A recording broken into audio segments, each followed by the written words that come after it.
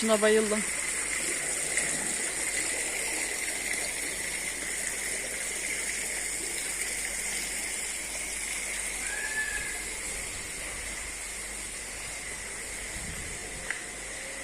Çoğu yer kapalı muhtemelen.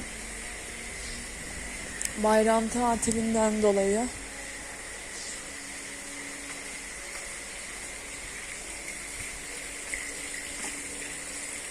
Aa, ne kadar hoş.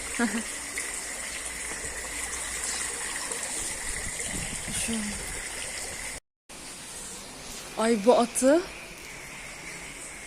gerçek sanabilirim. Bir de şey oluyormuş.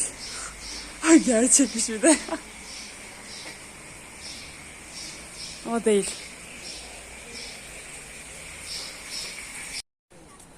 Çok güzel bir ortam var. Eskiden burada havuz vardı.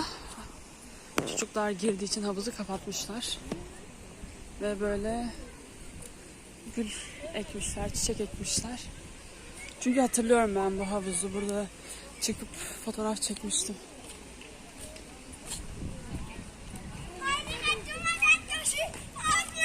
Şimdi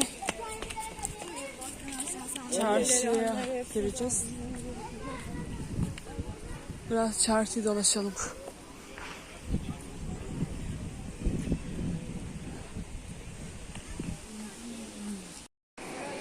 Dükkanlar 7'de kapanıyormuş. Az önce şu arada, tam olarak şu arada bir yere girdik. Kokular vardı. Çok güzel kokular vardı. Ben bayıldım. Efsaneydi.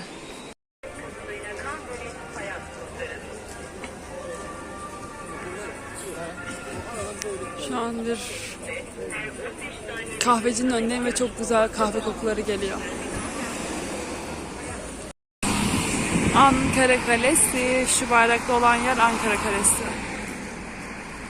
Evet, amca geçmedi. Dur, çekim yapıyoruz amca. Şöyle. Burada bayağı güzel beyaz evler var.